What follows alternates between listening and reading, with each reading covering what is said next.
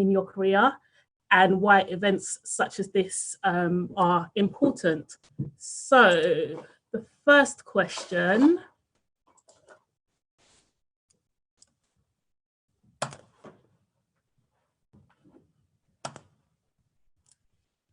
so research from the Education of Employers Task Force shows that a young person who has 4 or more networking encounters with an employer is less likely to be unemployed by how much?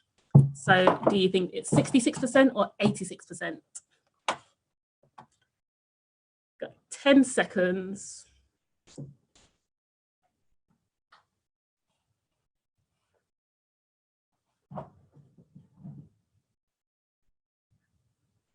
All right. So 56% of you guys think that the answer is 86%. It's quite interesting. The right answer is 86%. So research has actually shown that young people who have 4 or more networking encounters with employers are 86% less likely to be unemployed than those who do not have those networking encounters, and also can earn up to 22% more during their careers. So that just shows that, you know, it is really important to sort of be proactive in cultivating relationships and really trying to push your career forward. And it also shows why events like this are so important. So with that being said, I would like to introduce our first speaker of the evening, who is Dr. Janet Awolesi, who is the Director of Gratium Consulting. So please join me in welcoming Dr. Janet. Thank you very much, Anna. Hope you guys can hear me really well. Good evening, everybody. Nice to see your faces. Thank you, everyone, for coming to this YPC event this evening. And thank you, YPC, for inviting me to speak. Last year was a good time that we had in Canary Wharf. We're hoping that we could replicate and do the same this year, but well, it is what it is, and we're having it online. But I hope that tonight will be good, and I hope that you will take a lot on and also be transformed as we go ahead in this evening's discussion. So today I'm going to be speaking about, just trying to get my slide up. Bear with me for a second.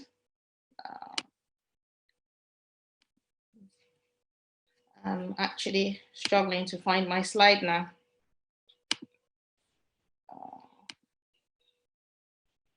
Apologies for this. I thought I had it up, but it is not coming up. So file, save.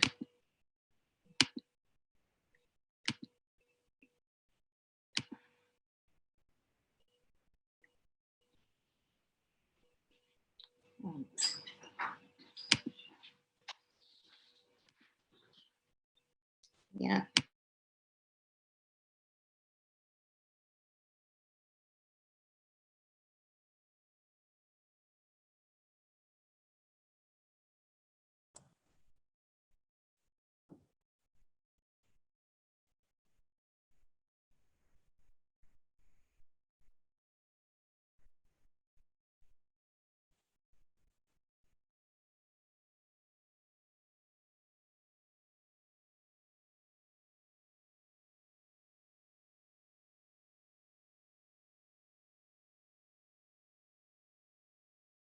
Okay, sorry about this.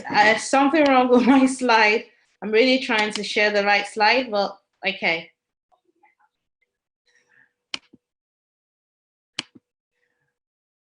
I hope you can see my slide okay, everyone. So this evening, I'm going to be speaking about taking advantage of mentoring programs in organizations. Taking advantage of mentoring programs in organizations. So before I go on, I would like to just talk about my journey so far, what I've done in terms of in terms of my career, my background.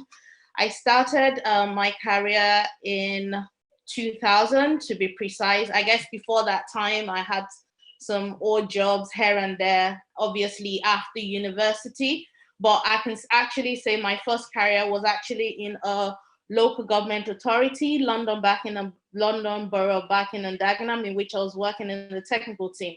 I wasn't too sure about what it was all about, but well, I was just happy to have a job anyway in the admin team.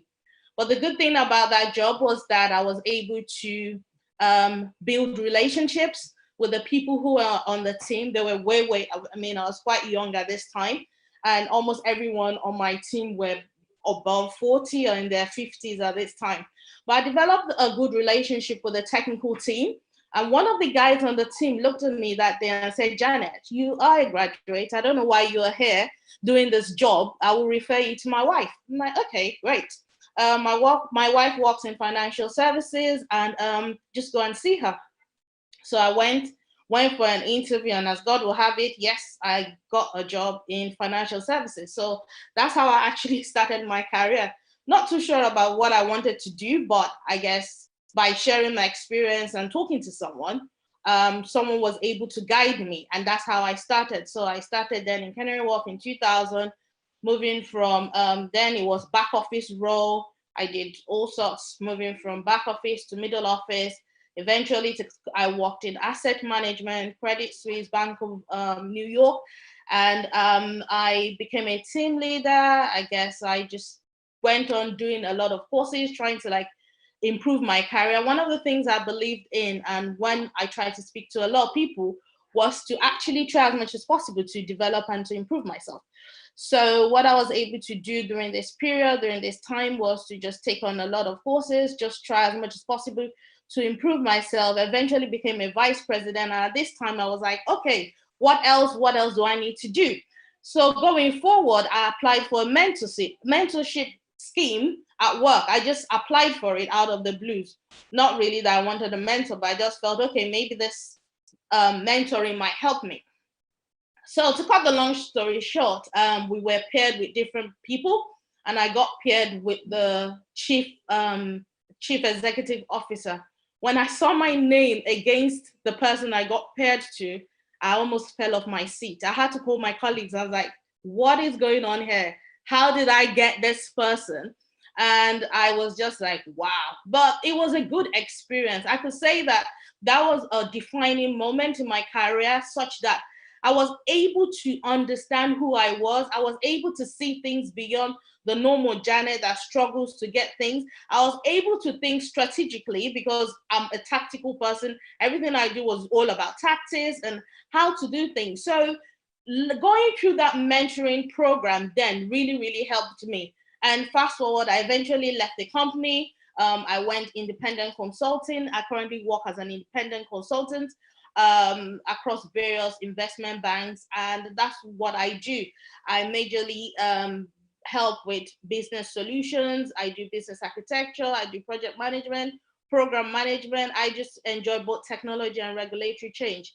But talking about mentoring and mentorship, I guess my mentorship with the CEO then really, really changed something in me and actually gave me some form of exposure to think differently and also to just see things in a different light. So this evening, I'm going to be talking more around mentoring. So the key discussion points this evening is defining what mentoring is all about, types of mentoring, benefits of mentoring, how you can make the best of the mentorship program, and the most important thing that I believe, especially for BAME people, the people that are Black and ethnic minorities, how you can replicate yourself.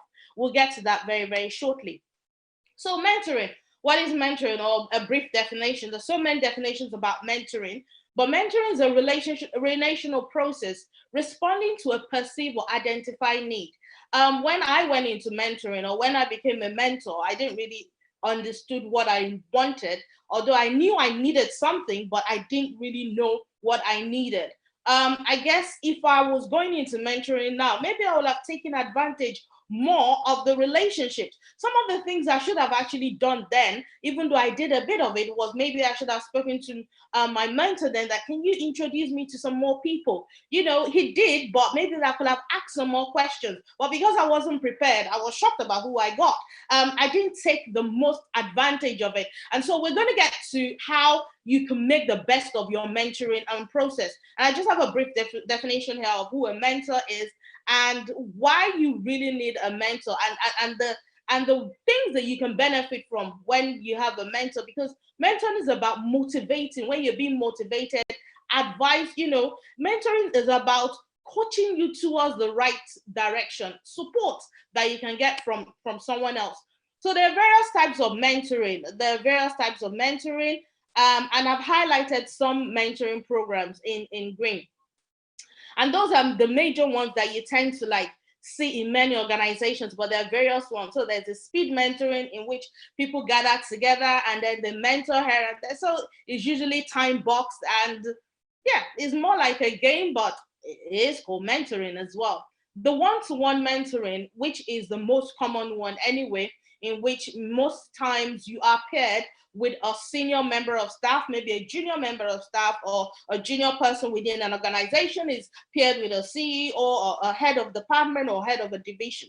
A group mentoring might be a bunch of analysts that's been mentored by senior analysts, or you have some fresh graduates or some fresh students that are being gathered together and being mentored by a particular group. So in that scenario, you might have various mentors and you might be assigned as a group to work together with a particular person or a group of people.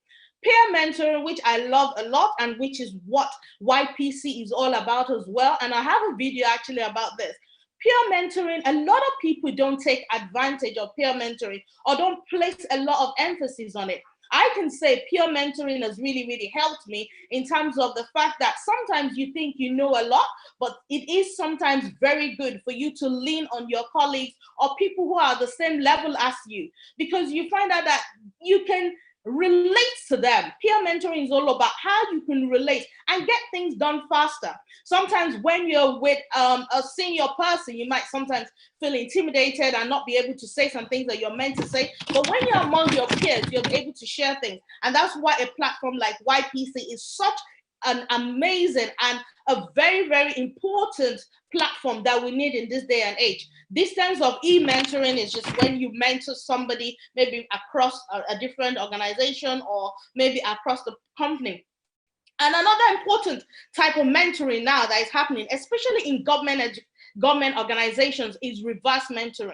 And also a lot of BMEs are actually being brought into this reverse mentoring. And if you've been told about this at your place of work, please take advantage of this, because reverse mentoring is when you as a junior person or less experienced person is being called on to talk to a senior member of staff. So sometimes a senior member of staff might be right up there. They might not understand what the problems the people in the organization is going through. And I've actually heard of organizations, especially within the NHS, doing reverse mentoring such that they want to understand what is actually happening in other cultures. So you have this executive officer that's talking to a lower member of staff who's of another ethnic origin, just to understand and to relate to them. So there are various mentoring in an organization. And if you're working in a company or if you're in an industry, if you have opportunity to any form of mentoring, take advantage of them. Take advantage of them.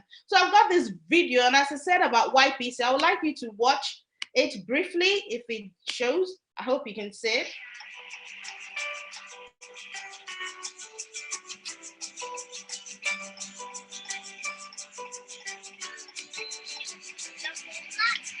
Well, I don't know if the babies will be able to get over. There's one more little baby. Get over, little baby. Oh, it's a tiny little baby. Oh, here comes Mama. Yeah, you're gonna help him. Yeah, you hear the baby whining.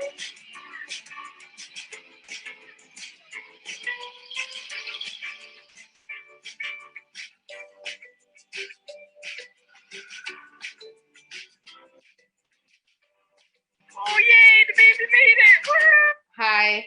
So I guess one of the reasons why I showed that video was the fact that when it comes to peer-to-peer mentoring, you found out that even though the mother bear was trying to get through, showing the younger one. Still, the younger one didn't really understand. But it took the younger baby there to explain and to show the little one the rope. So sometimes YPC is an organization which will help us to understand or help young people to see things better. And I hope that people will take advantage of this mentoring scheme. Now, back to the various schemes of mentoring. Don't forget, we're talking about how you can make the best of your mentoring programs. Now, there are various mentoring programs. So in various organizations, they can be formal or informal. So formal ones is like the one I did, in which I had to apply. And also I've had informal mentors in my career, in which I just walked up to someone and said, oh, do you mind just being of help to me, being a mentor to me? So those are kind of informal relationships that you can build.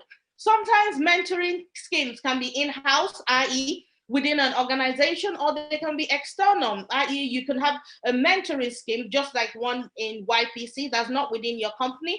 You can have professional bodies. So for example, if you're a doctor, if you're an accountant, if you're a technologist, there's one that I actually saw for developers, for technologists. You know, you can, if you're a lawyer, you can look for mentors outside of your company. You should not limit yourself to say, oh, I haven't got a mentor within my company, or people are not really accessible.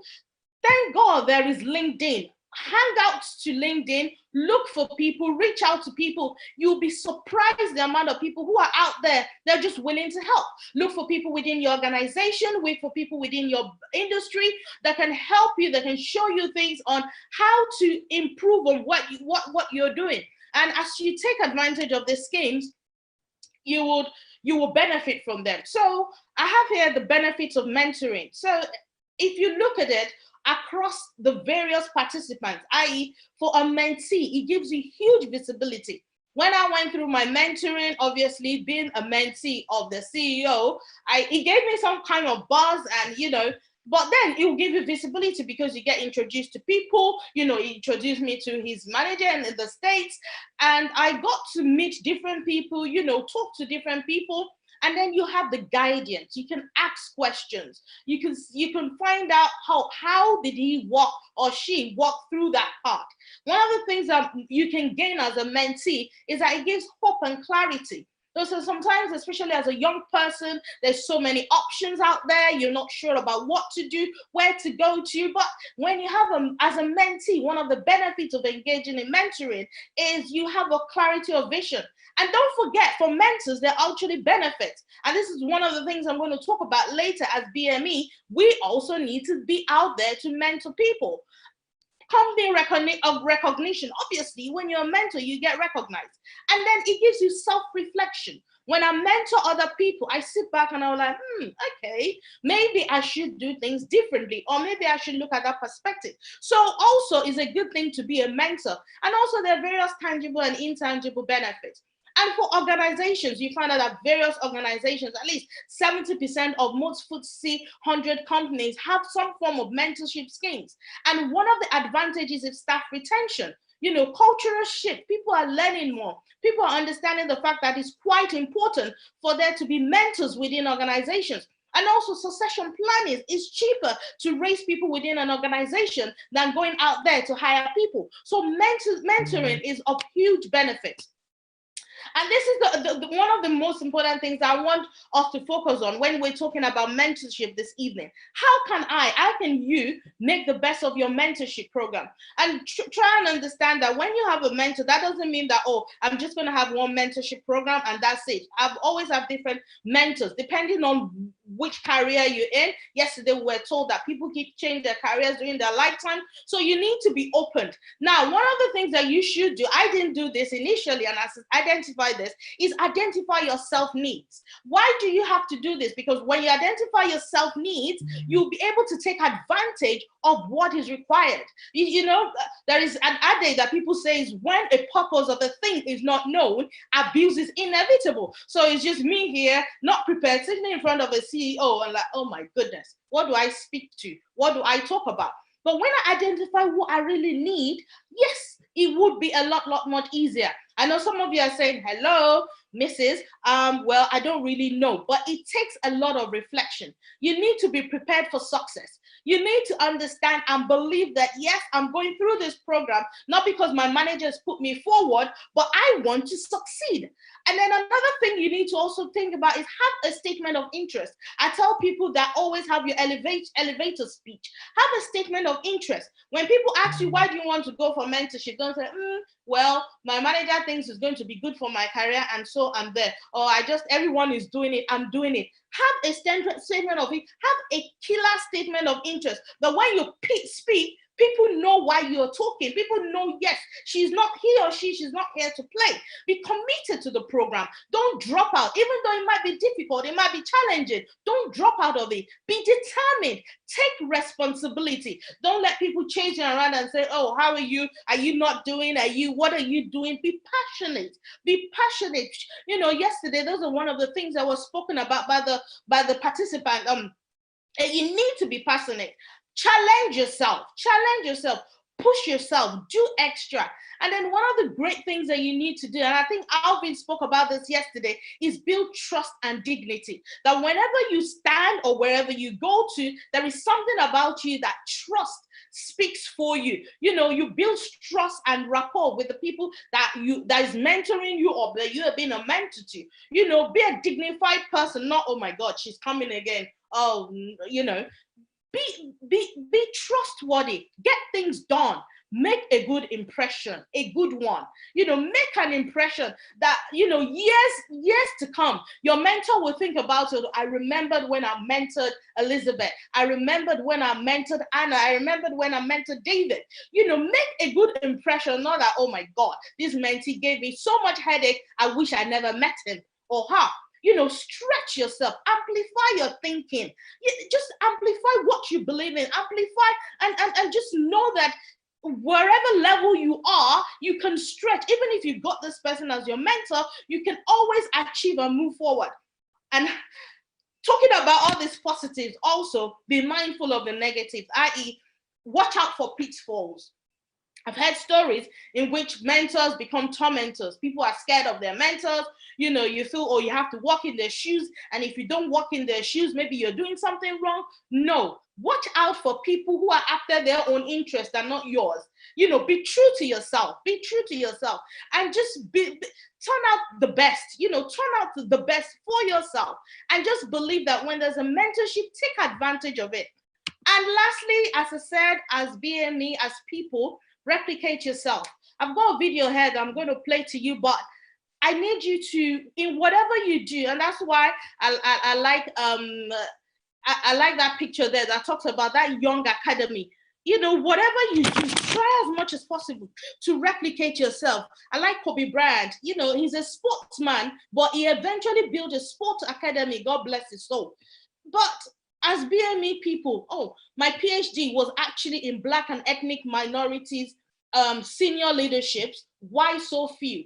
In my research, I found that there are so few BME, not just because there is unconscious biasness, not just because, we haven't got enough representation, but I found out that there's not a lot of sponsorship, even within us. You find out that when you see a BME that's high up there, you hardly see anybody else that's being sponsored. So let the tide change. You be a sponsor. I want you to have a look at this.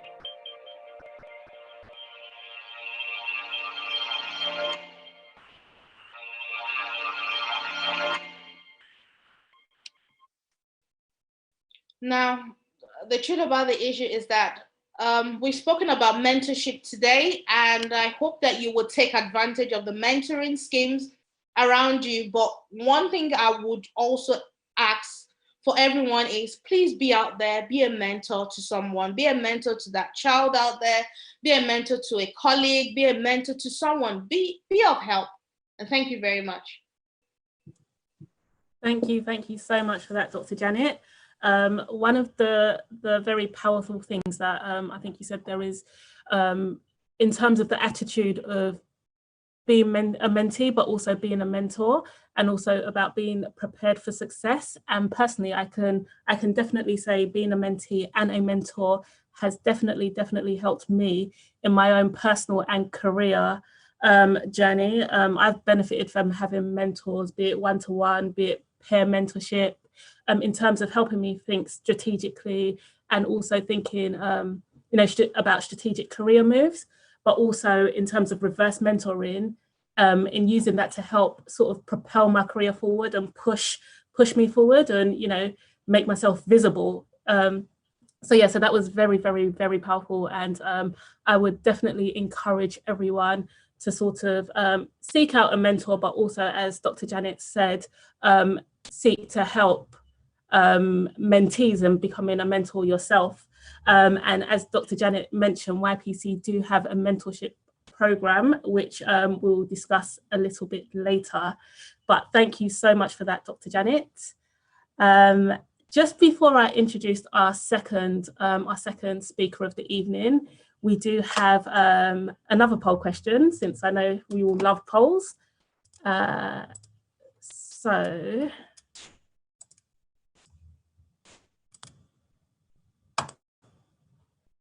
So the question is, by 2039, maths and science knowledge is expected to increase in importance by 8% globally. Approximately how many jobs will this be? So we have 10 seconds.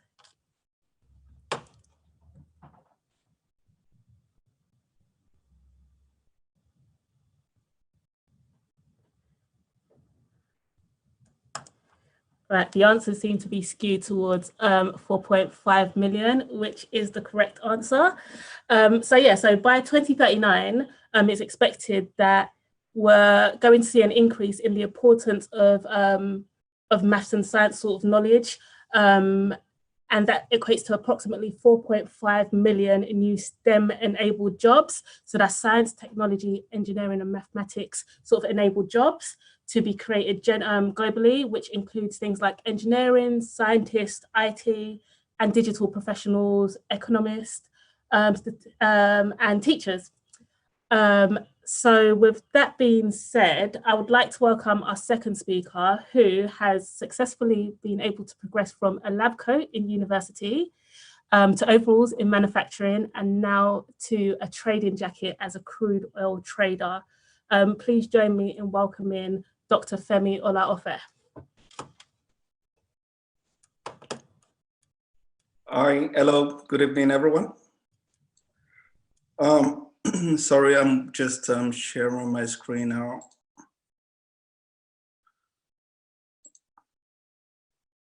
I hope you can see my screen. Not sure whether, is that coming through? We can't see it at the moment.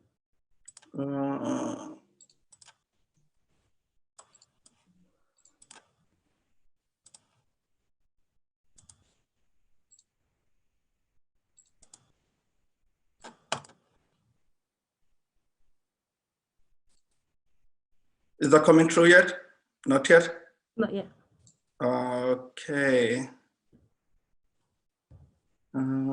Quick one.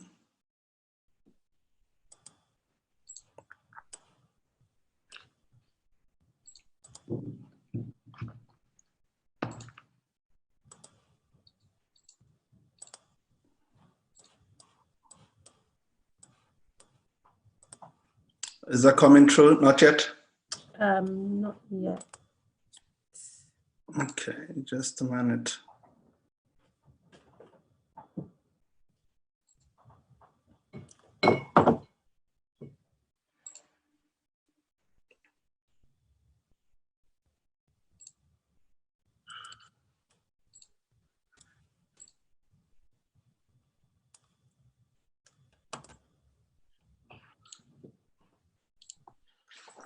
While we were just working through these. Yeah, sorry, just a minute, sorry. It's okay, it's okay. Just to remind everyone, if you do have any questions for any of our panelists tonight, please do feel free to drop your questions in the chat box on the Zoom meeting.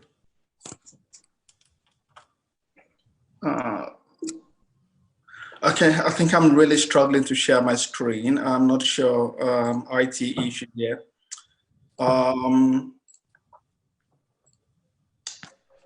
Okay, I'm not sure. I'll just talk to this, unfortunately. Otherwise, what I can do as well is to send the stuff to you, Anna. Would that be fine? Okay, that's fine, and we can get that sent out. Sorry, apologies everyone for this.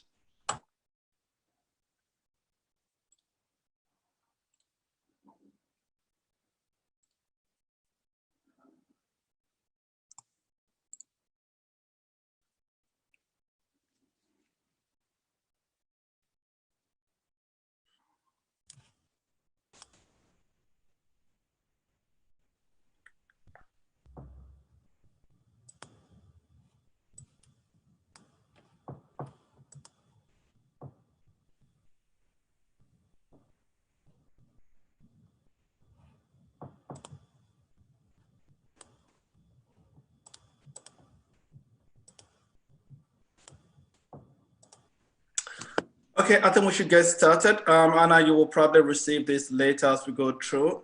Okay. Foremost, I would like to say thanks a lot to YPC for inviting me to speak tonight. It's a shame with this IT issue. But basically, as I'll be talking to you tonight, I'll be sharing my career journey with you all. And as part of sharing my career journey, I'll be talking about the skills, habits that have contributed to my career to date. And more importantly, I'll be talking about the importance of vision and goal setting, understanding your career blockers, such as glass ceilings and and the likes. Yeah.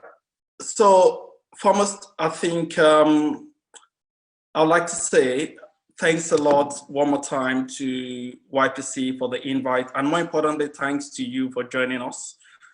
Because I do really understand that we're in difficult times at the moment, and you've really made time out to really join us tonight. So I'm really very grateful about that.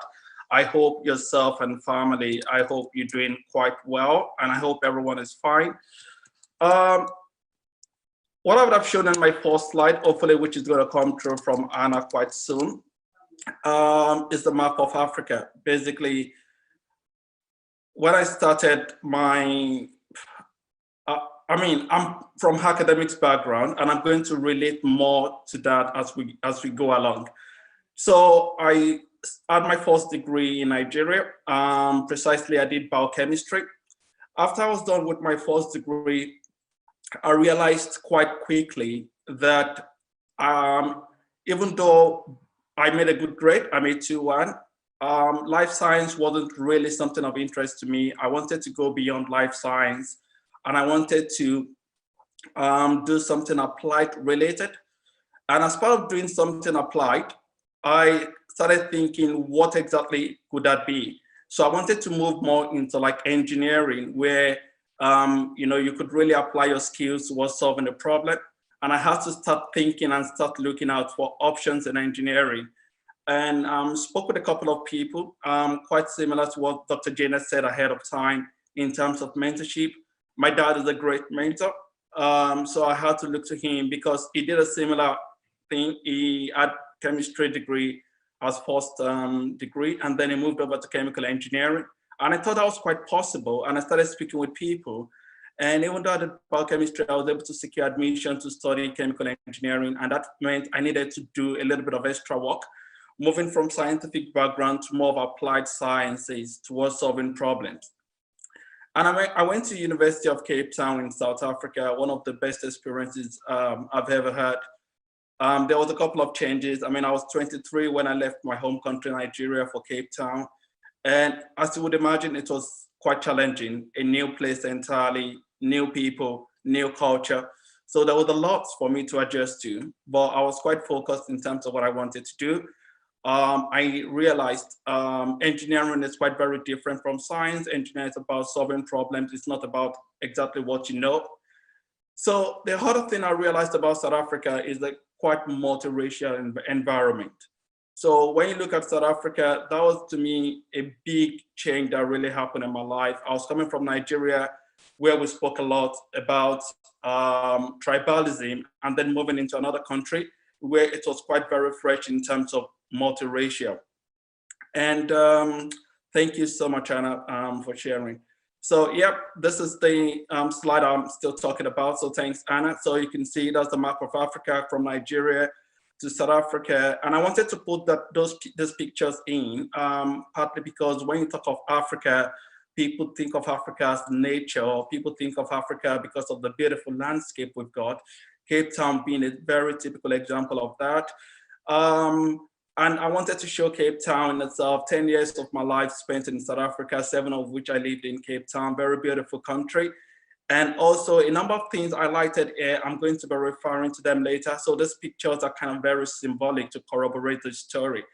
And you could see the white man there dressed in Zulu attire, and that's just to kind of relate and make you relate to South Africa, a deep multiracial environment, and that really has a meaning.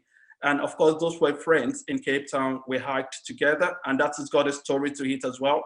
Hopefully, I'm going to talk about that as we go through. And in Cape Town, I went through my master's degree, then PhD. But in my mind, I was very clear what I wanted to do. I spoke with my professor about options, and then my professor asked me, what sort of problems do you want to solve in your doctoral studies? And I said, I want to be globally relevant. So I wanted to solve a problem that would really, be global in terms of solution. I didn't want to narrow myself to South African problems, understandably, because there are some research funders that will probably come from South Africa, and then that would narrow you down. And luckily, I got one in petrochemical industry.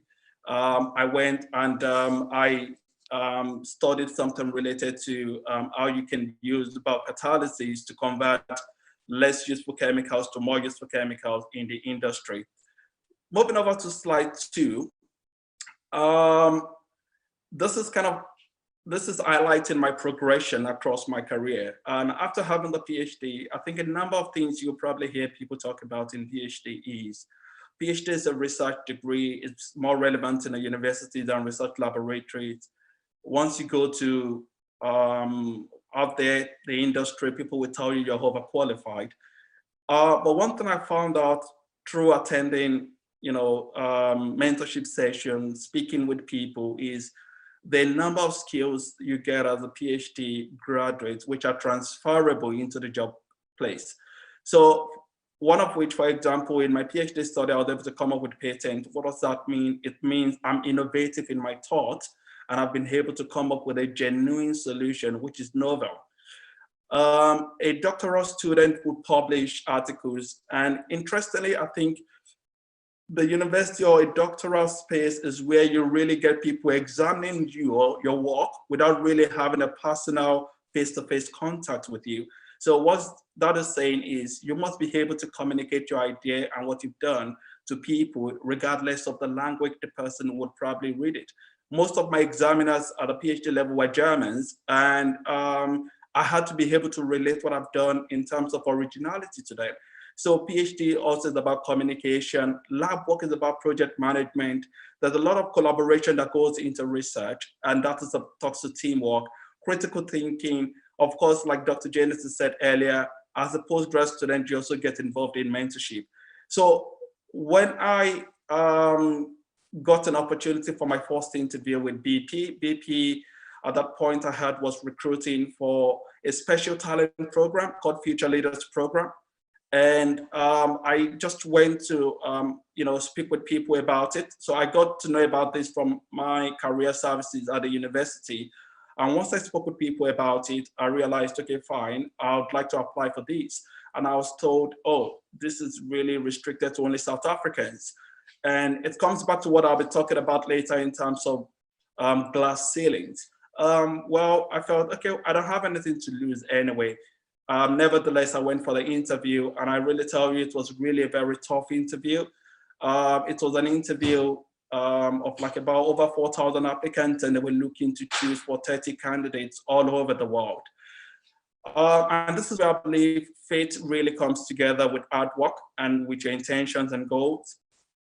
As I was preparing for this interview, I put in so much effort into it, but there was an area which I was lacking in, and that was about business management and the likes. I was quite good technically, but in terms of business, I would really have struggled. But God really came through for me through revelation, sending people my way.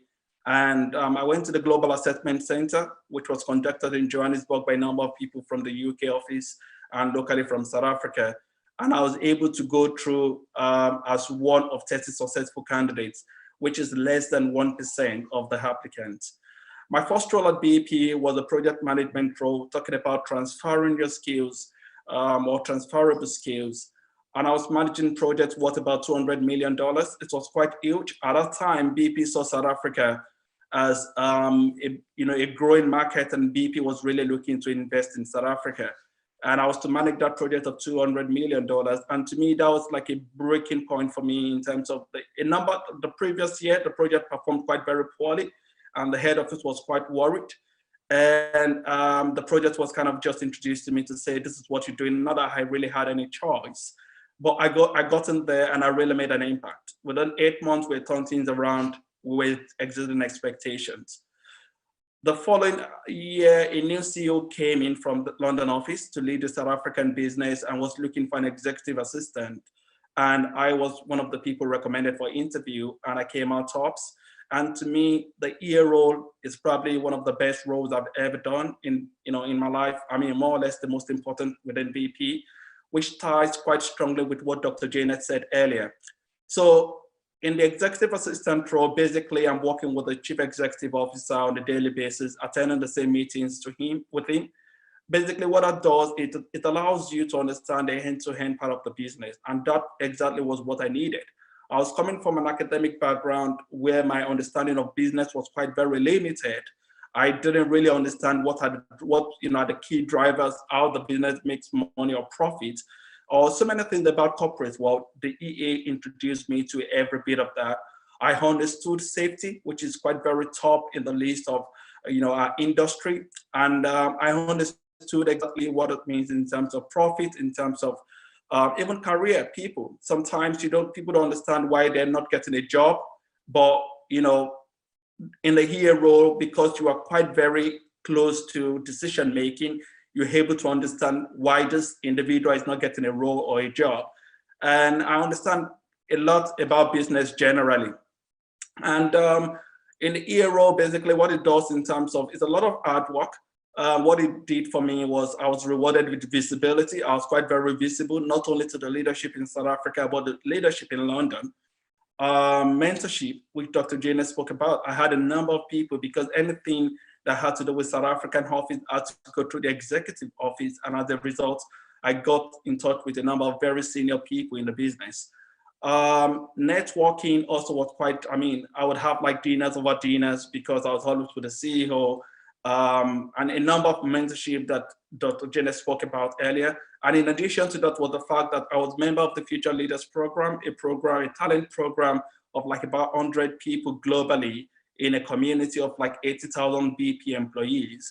And what that meant is, I had special focus from the talent people in terms of progressing my career. And of course, sponsorship as well. So these were really very helpful for me in terms of securing my next role. And I moved from Johannesburg to Rotterdam, which in itself was quite a very big, massive move for me, because I was changing so many things at once. Somebody said to me, you're changing so many things about yourself at once. Is that really advisable? But it was something I had to do. And with a lot of hard work, with a lot of consciousness and goal setting, I was able to come through. I was the only African in an employee population of 1,000 in Rotterdam refinery. But basically, how did I go to Rotterdam? I had very limited understanding of refinery. My aim was to learn how refinery makes money, but I had to go there with zero knowledge about refining. And I had to put in a lot of demonstrating willingness to learn to be able to grow my career, putting in more effort beyond usual. Some weekends I will have to work, and feedback was quite very important for me. So as part of growing through that, I had to get feedback a lot from people, whether good or bad. It was quite very helpful for me. And I was really careful about what I wanted to do. I mean, I was offered a number of other roles in Rotterdam. I was more focused on commercial, and that was what I was driving for. And every of these skills that I've acquired from Cape Town all the way to Johannesburg and Rotterdam are now playing out in my role as a trader in what I do now.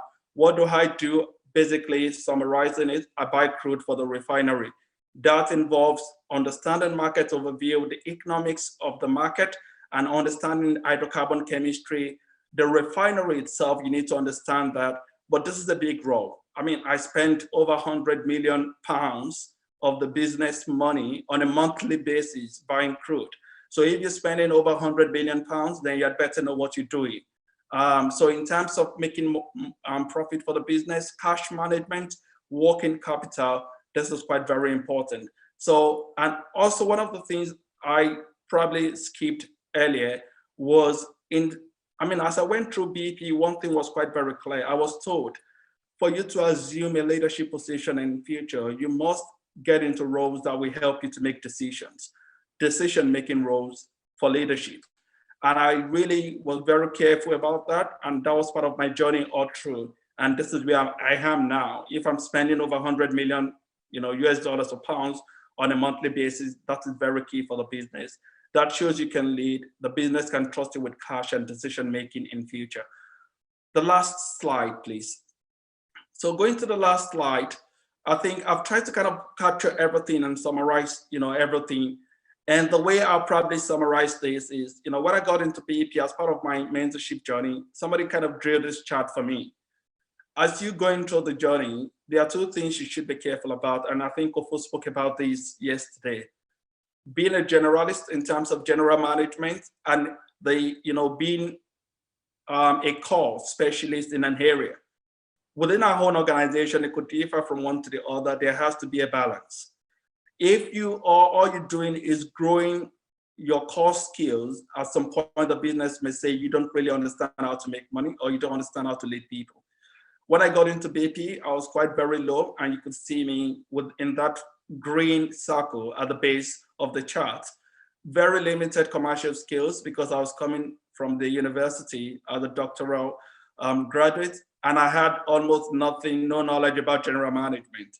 But I knew and I realized I've got to move to the uppermost square there, and I've got to push myself. I need to grow my commercial skills, and I need to broaden my general management skills.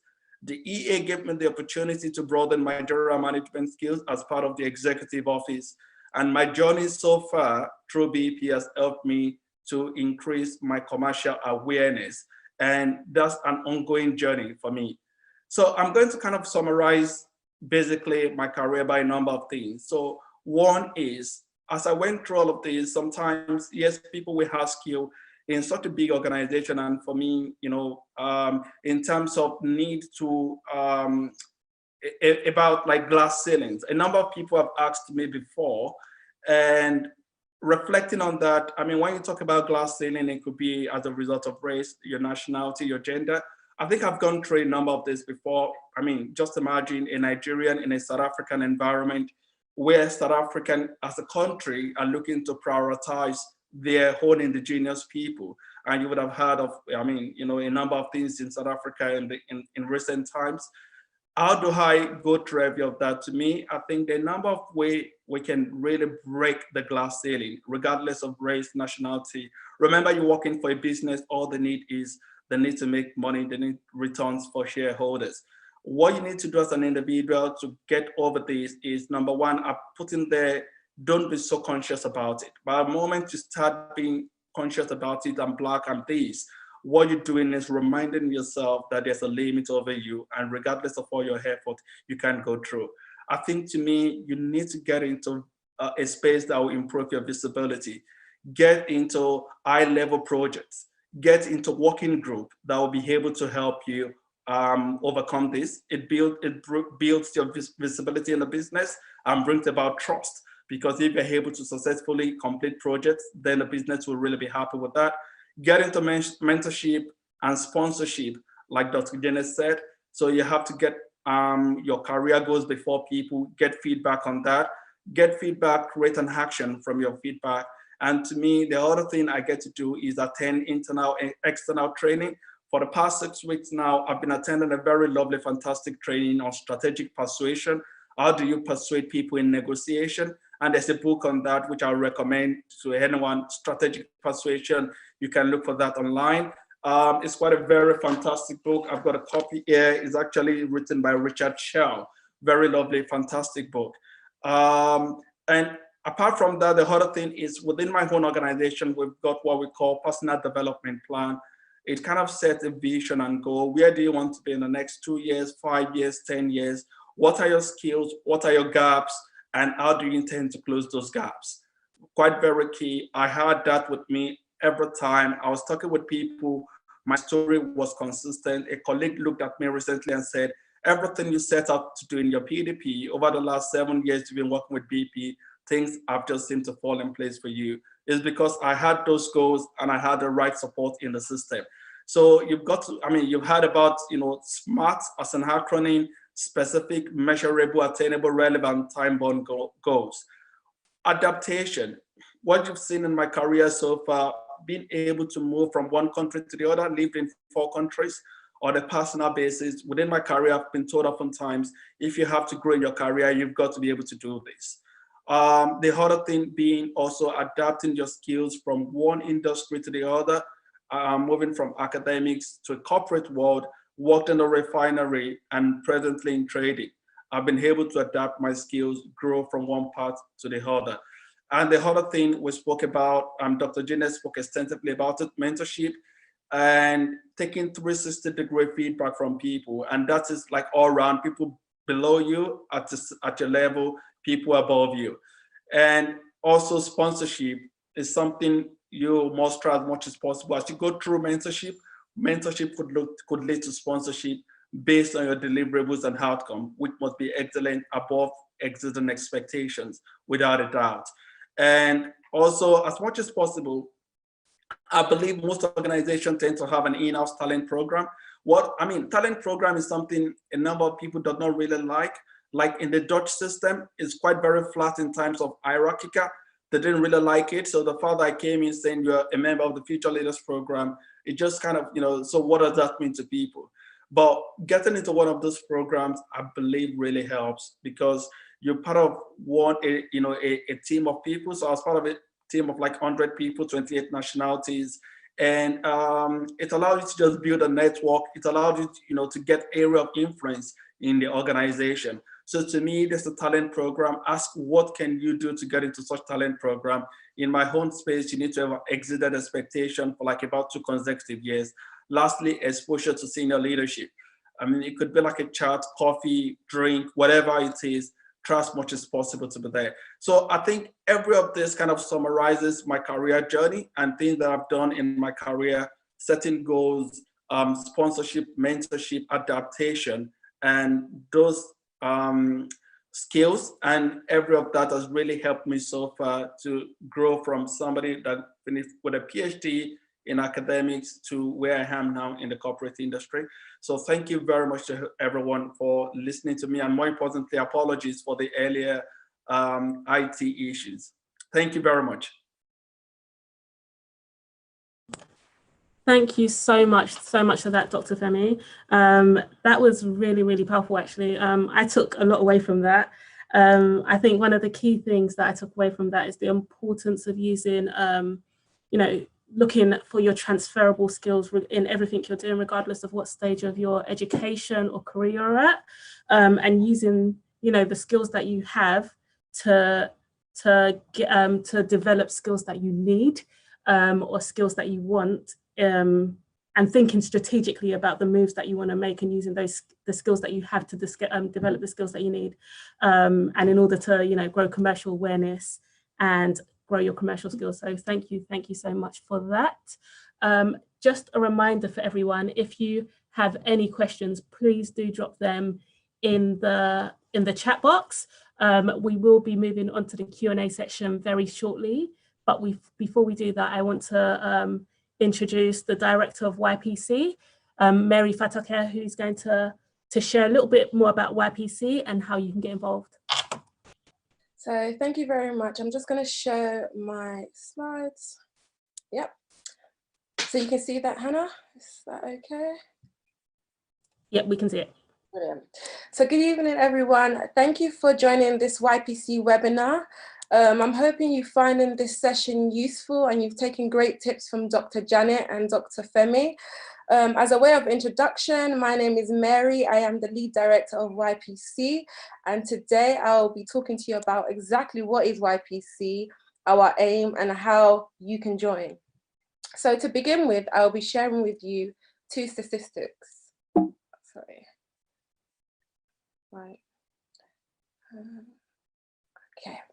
So the first one says, in 2019, so this is just last year, the total number of BAME board members in the UK, both executive and non-executive, decreased to 7.4%, down from nearly 9% in 2018, while the number of chairs, chief executive and finance directors of the top 100 FTSE companies remained at 3.3%. So even with the drive for diversity that organizations are doing, these stats are quite alarming. They basically are saying not enough is being done. And so even more needs to be done to push diversity. The second stat says, a survey conducted by Slaters and Gordon lawyers found that 38% of BAME workers changed at least one part of their identity in order to gain employment. So this, for example, is where people would change part of their names, or in fact will change their name entirely just to be less foreign. And this, when you think about it, if people are just changing their names, their identity to even get an interview, we're already starting off at a disadvantaged level. So right from early on in people's careers, people are already struggling just to, you know, compete with their counterparts, right from entry level right through to executive levels. So how do we go from talking about increasing diversity or, you know, complaining about the lack of diversity to actually making things happen? So this leads on to YPC. What is YPC? So YPC, Young Professionals Connect, is an initiative created by Great Light Connections Church based in Canary Wharf, London, here in the UK. This is a church that I attend, and is where YPC started. So if you are looking for a church home, I recommend you come and visit us. Our aim at YPC is to provide a platform to support young professionals in advancing and excelling in their careers by creating networking and learning opportunities, enabling young people to explore as well as increase their knowledge of the various industries and roles available which they may be interested in. Our mission is to essentially empower, equip, and encourage young people to attain leadership positions, enabling them to become the best version of themselves professionally. So we basically aim to provide an avenue for young people to meet and learn with industry leaders, just like this webinar, to create strong business relationships and to provide personal development training required to support their career progression. Here at YPC, we provide 4 programs. The first is career development. So this is where we look to equip young people with the skill set required for their careers. Now this is technical and interpersonal skills, as well as, you know, CV building, interview training, and the like. Our second program is the mentorship program. Here is where we aim to pair young professionals with senior leaders in their relevant field. This gives them a more tailored career support and direct access to expert knowledge and resources. Our third program is the YPC Connect. Here is our networking platform. So this is where we create networking events, from large events to online events similar to this. And lastly, it's our volunteering program. This is where we give practical opportunities to young people to enhance their skills. You know, things like project management, event management, website building. So this is the area where we want to give that practical help and support for young people. I wanted to speak a little bit more of our mentorship program. Dr. Janet has spoken intensely about this, and she spoke how important it is to have a mentor. She even talked about the peer-to-peer mentoring that people often do not focus a lot on, but is quite incredibly important and useful for people's careers. I want to speak a little bit more about our mentorship program because due to the nature of our program, we can only take on a limited number of professionals. So if this is something you are interested in, I would highly encourage you to join YPC and join YPC on our website. And when you are filling the form, please select and tick the mentoring checkbox, apologies. And in the notes section, can you please ensure that you put your career information, so what industry you're working in, your current level, what you want to gain out of the program. This helps us to when it comes to pairing individuals. So in our next enrollment, we'll be in touch with you for further details on timing and the start date. So next up, it's a short video, and this video will just show you how to join YPC. Young Professionals Connect is an initiative that supports young professionals in their career journeys. YPC provides an opportunity to network and learn with industry professionals across a range of sectors. We provide a range of programs, which includes career development, mentorship, networking opportunities, and volunteering roles. Please visit our website at www.ypcglobal.com to get more information on our programs and upcoming events.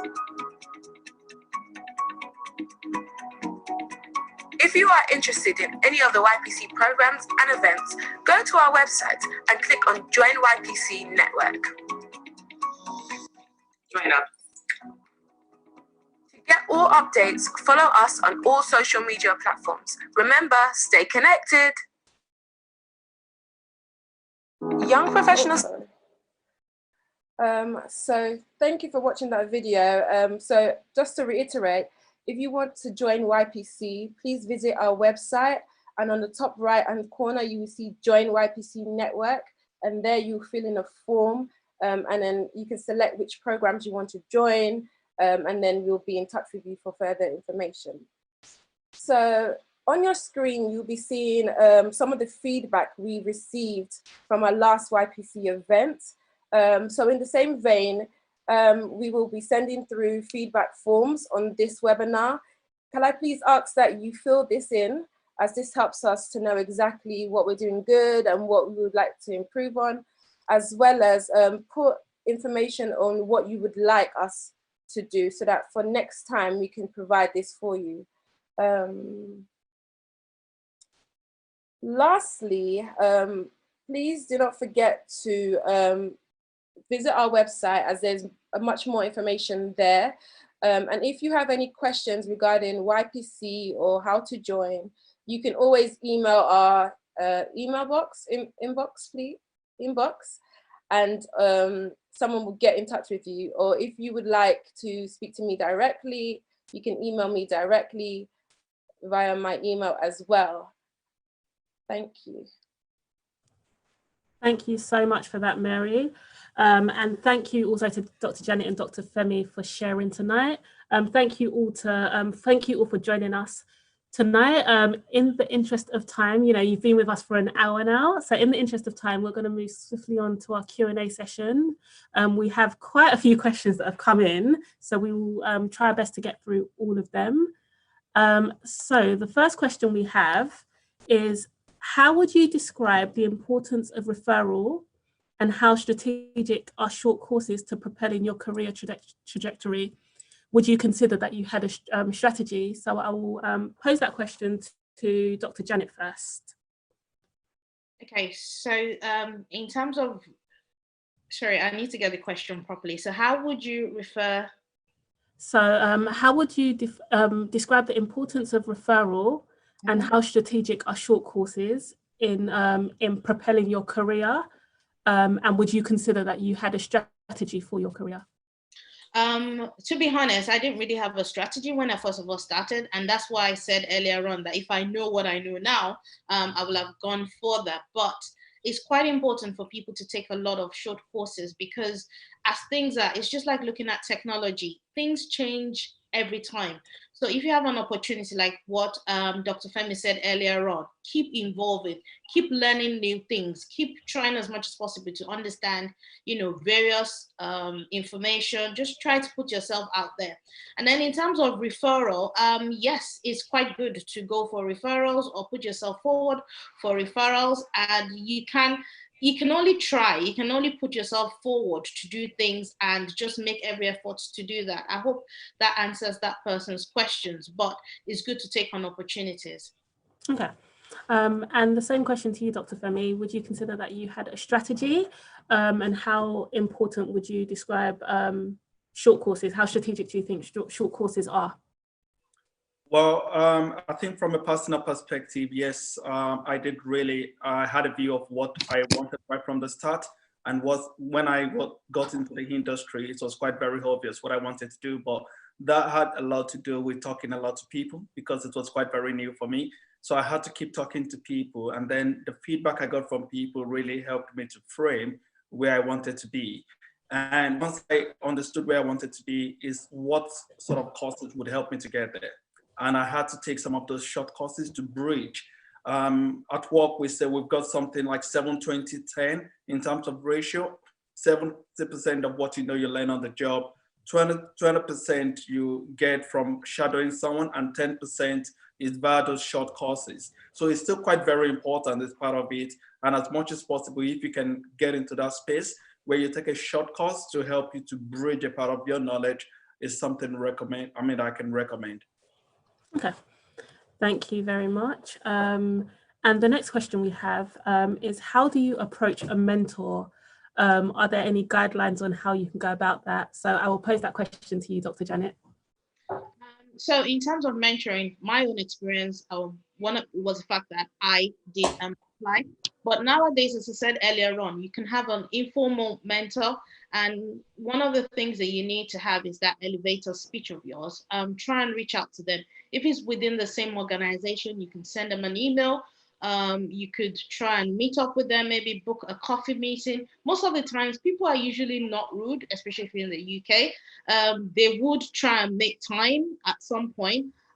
You could just try and send it. And if you feel that, okay, maybe they're not reaching out to you, you might try and use other people to get to them. But the most important thing is just take that bold step. The worst they can say is, no, I don't have time for you. But majority of the time, you can go through the executive assistant sometimes, but most of the time, people will respond back to you. So just take that bold step and apply, or just reach out, maybe send an internal message. And if it's an external person, you can go by LinkedIn to get a mentor. You'll be amazed the amount of people that respond to you via LinkedIn. Amazing, thank you. And also, I guess for me to add on to that question, as Mary said, we are running a mentoring program with YPC. So if you go onto our website, www.ypcglobal.com, you can apply to become part of our mentoring program. I have another question for Dr. Janet, and again, in regards to mentoring. So you mentioned about not only being a mentee and gaining a mentor, but also being a mentor yourself. So the question is, as a young professional just starting my career, how do I mentor others? Is it advisable I mentor others now, or do I wait till I become more experienced in my career? You see, as I said earlier on, mentoring is both ways, i.e. you gain for being a mentor, and also you gain for being a mentee. So don't wait until you become a senior executive before you start reaching out to people. If you can mentor secondary school kids, they need advice. There's so many people that come out of university and say, what did I study? They don't even know the reason. So don't see yourself as the fact that I've only just spent 1 year in a company. Reach out to your peers. You'll be amazed. People who the amount of people that you know more than. So don't wait till you become that big person in quote before you offer your services. And that itself will give you that confidence. Imagine you already having 10 young mentees. When you approach a senior person and say, oh, by the way, I myself am mentoring 10 people, that person will want to pour into you because they know that you're not a dam. You also are a funnel. So be a funnel to others. Don't wait till you get to that top level. Mentor other people. Let people know who you are. Build your own confidence as well. And you see how amazing your career will transform. Amazing, amazing. Thank you very much for that, Dr. Janet. There's a question in for Dr. Femi. So the question is, how will you describe getting the help within your organization, BP? Would you consider yourself to have leveraged on opportunities within the organization? Yeah, thanks, Anna. Yes, I think so. So like I said, in my career, BP in South Africa had a problem at that point. They got investment of over $200 million. And in terms of the execution of the project, it was quite very bad because basically they were holding projects as business as usual and they needed to separate that. And that was where I came in. So every business, I believe, they've got an opportunity for growth and they've got an opportunity to either improve one area or the other. So you need to stand back, understand where those opportunities are and leverage on, the opportunity to improve yourself. So to me, I believe every business has got an opportunity. You just need to understand what are those opportunity sets and how can you leverage on that. Perfect. Thank you very much for that, Dr. Femi. So the next question we have here is, Dr. Janet has mentioned making use of mentorship, which I felt is quite important in preparing individuals for a more senior role in the future. Dr. Femi, what advice would you give to the younger generation, especially BAME, in getting themselves into relevant senior roles to be involved in the decision-making process? Thanks, Anna. Once again, I think like I said earlier, so to be quite honest, I think for the first time I started really seeing myself a little bit like, oh, Femi is Black was when I got to South Africa, yeah? So, and I didn't really allow that to sink into my consciousness, regardless of, I believed more in my own ability and skills. And to me, I think one needs to start thinking of yourself at that, yes, there's that reality that yes, you're part of this minority group. But more importantly, I think is what you've got as an individual to contribute to the business. And as you kind of grow through that, gradually getting involved in special projects, getting involved in terms of contributing to the business and the organization, people will recognize that. And in appreciation for that, remember the workplace at the moment is preaching diversity and inclusion. It's kind of very big in terms of BP's agenda as an example. We recently announced a set of new leadership, and you could see that they were really so keen on broadening diversity on the leadership team. That includes gender, and it even includes things like sexual orientation as well, yeah? Things like that. So the business is getting more and more because this is what the business needs for the next level. So to me, I'm actually even looking at playing into that space to say, because the business is looking to diversify leadership, then I'm part of the minority that the business will probably be looking at in terms of diversifying leadership of the business. So all I need to do is to prepare myself quite to be competitive for those leadership roles. Thank you so much for that, Dr. Femi. We have a question here for Dr. Femi and Dr. Janet. So what advice would you give to someone on how to position themselves to be able to take advantage of international work opportunities? So I'll ask Dr. Janet that first. Okay, so currently I work in the Netherlands on a contracting. So it depends on which country that person is and where you want to be. But like what Dr. Femi said earlier on is you need to look at other people and maybe reach out to people and just embrace the different organizations that are there. So how do you reach out? It's just try as much as possible to find opportunities with those environments. Look for people who are in that industry that you can connect with, that you can link with. Try and ask questions, and don't be timid of trying. you can always try. And when you get there, well, as we said earlier on, we believe in faith, we believe in God, we believe that things will work out. But you need to put yourself forward first and just reach out to people that can help and just expose you to things that you need to be exposed to internationally. So it's not impossible. That's just my own take to that. It's not impossible. And thank you very much for that, Dr. Janet. And same question to you, Dr. Femi. Yeah, just to add to that, I think Dr. Janet has said most stuff. So basically, one advice I got from, which I've always leveraged on, I got from work recently, is when you get to choose roles, or if you've got that opportunity to choose roles at work, look for those roles that have got like international exposure. So you might be based in Johannesburg, but your reporting line could be all the way to London, or you've got very similar people in the global business doing the same role.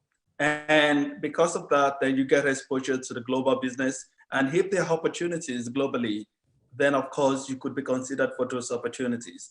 But what are those roles that are reporting, maybe partly outside of your local station, as an example? And the other thing is, you yourself, people are really observing you. They will probably know whether indeed you can adapt to a new country or a new environment, because it takes a very, in terms of cost, in terms of business decision, it takes a lot to sponsor you or to get you overseas. So there's a lot attached to that. Thank you so much. Thank you so much for that, Dr. Femi. We have another question for Dr. Femi. So what insights or opportunities do you see specifically in the energy, oil and renewable industries that you can share? Good question. That's a big one. I think there are a number of new opportunities that are coming through, and I'll use our own example as BP, and which is what a number of the oil companies are doing. So now BP recently, at the beginning of the year, released a new strategy called Net Zero. So everyone has been talking about climate change. And as a result, BP is saying we're going to reduce the amount of carbon that we produce. And we're going to look into our processes to be able to go carbon neutral before 2050, as an example. Total followed that. ENI, which is a oil company based in Italy, are following that. A number of the American companies are following that. To me, I think this is where the next set of opportunity lies. A number of these companies will be forced by their shareholders to start looking at investing in portfolio with less energy. And as part of that, you can't overrule digitalization. Kofo spoke about that yesterday. COVID has really opened people up. As part of COVID, I tell you, in the oil company, there's massive, massive impact coming through at the moment. And people are thinking some of those demand that have been lost are probably permanently destroyed. A number of people will start working more from home. So meaning in terms of mobility is less mobility. So oil companies are starting to, sit back and say, what is the next strategy over the next couple of years? So to me, carbon, sustainability, environment is going to really drive investment portfolio for most of these oil companies. Digitalization, data, I think that's going to be quite massive over the next couple of years. Thank you so much for that, Dr. Femi. Another question for both Dr. Janet and Dr. Femi. So what resources do you use for keeping up to date with industry developments and trends? So I will pose that question to Dr. Janet first. So in terms of, well, not just being a researcher, even before I did my doctorate, I've always loved to study and just take on short courses. But now social media is there, research is there, Google is your friend. Let's not shy away from learning, from looking, just listen to the news, follow trends, just research as much as you can, just be open. You don't know where you're going to get important information, but some of the good ones are industry magazines, industry websites that you can check out, depending on the sector that you're in. And that's what I do anyway. But just be open to various news and information. I know some people say there's a lot of garbage in the news, but out of it, you can see relevant information. Thank you very much, Dr. Janet. And same question to you, Dr. Femi. Just to add to that, I mean, information is quite very key and empowering. I spend a bit of time on LinkedIn sometimes looking at other people's profile just to see what people are doing It helps me to challenge myself to look at, it helps me to understand the latest trend in the industry. I speak a lot with people, whether in my industry or outside of my industry. One of my friends and colleagues is actually online listening to us tonight from Dubai. He used to work for Slumberger, Dr. Fadipe. We both went through academics and now he's in the industry. Anytime I mean, we don't talk quite often, but when I talk to him, we could spend 1 hour on the phone, just basically talking about recent development and stuff like that. People are quite very key. Kofo spoke extensively about that last night. People, I think your network, that you can't ever underestimate when it comes to knowing the latest trend in your industry. Thank you very much for that, Dr. Femi. So because of time, we're only going to take a few more questions. If you have any questions that haven't been answered today or we weren't able to get to because of time, please do connect with us via the website, which is www.ypcglobal.com. So the question we have in is, how do I get into spaces to increase my visibility without seeming too ambitious? So again, I'll start with you, Dr. Janet. I think, like what we said, you shouldn't think that you're too ambitious. Trust. Identify your own needs. Don't think that, oh yes, I'm being pushful, I'm being ambitious. Focus on what you want. Try as much as possible to be the best at what you are, or try to be the best in what you can do. Don't always think about the fact that, oh, people are going to see that I'm too pushy, I'm getting overly ambitious. As I said, be the best in what you do. Believe in yourself and in your competences and deliver on the things that you're meant to do. So let your good works, as is being said, speak for you, and try as much as possible to put yourself forward when you need to. Because if you don't, somebody else will jump in front of you and do the exact same thing.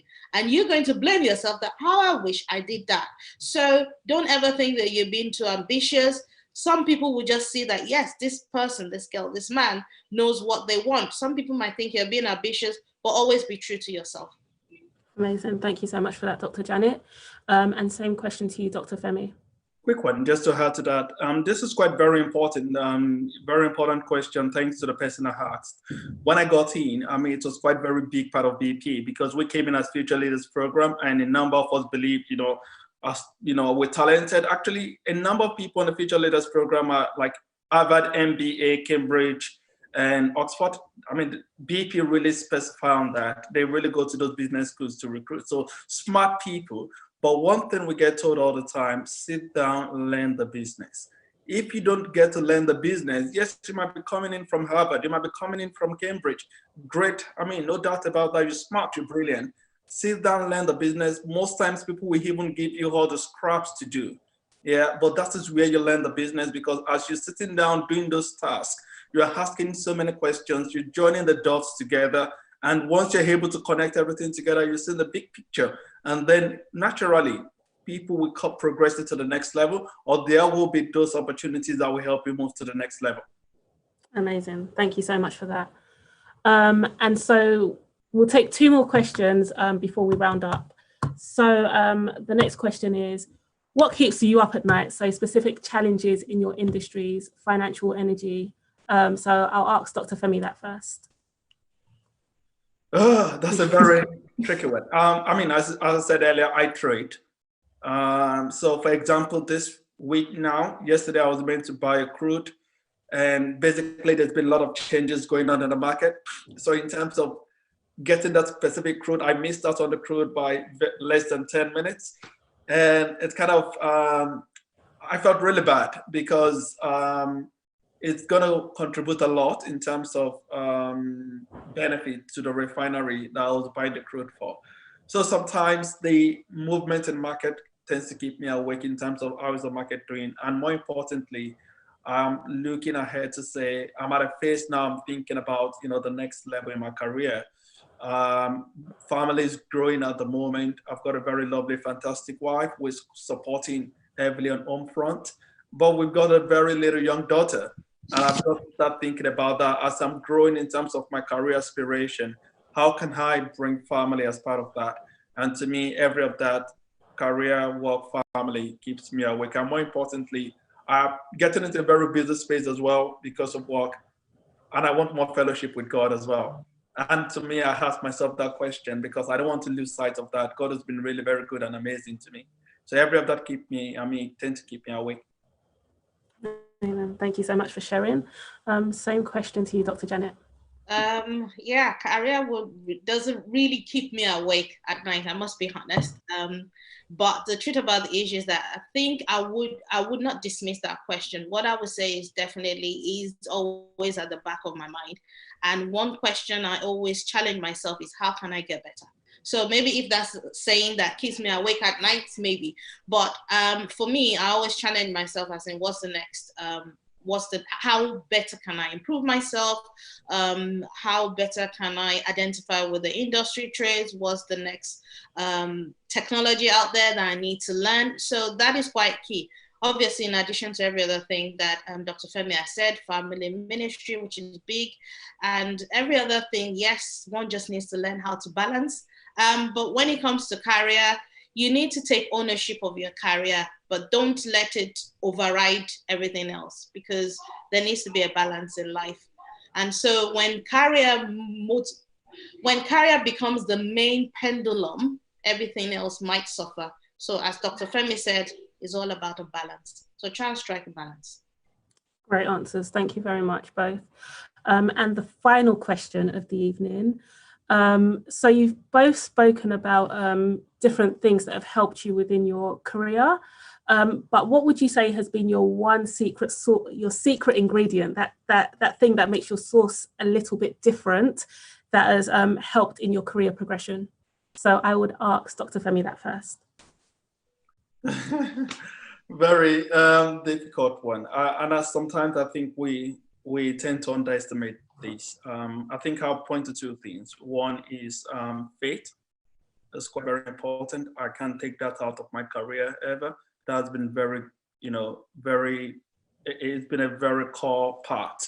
And because in faith lies so many things, ability to, we'll learn a lot of things from the Bible that kind of helps you to build you up as an individual basis. And the second thing I would say is I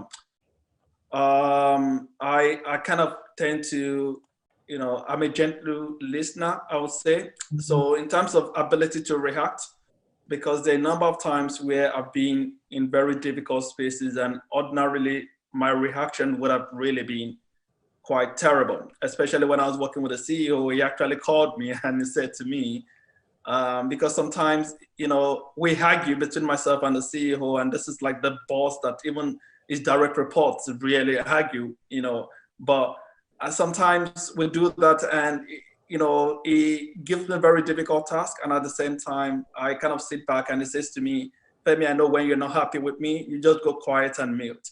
And, to me, that's one part, ability to be able to, just kind of, stabilize myself regardless of the situation, and take my time to react. To me, and the feedback I've received from people is you're very great at doing that, and that is core part of being a leader, a leadership skill. So to me, that's been very supportive in terms of my career growth and journey.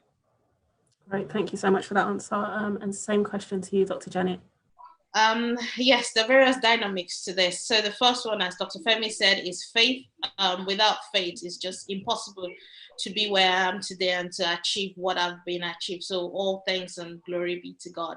The second thing I would say is in terms of my ever increasing desire to learn.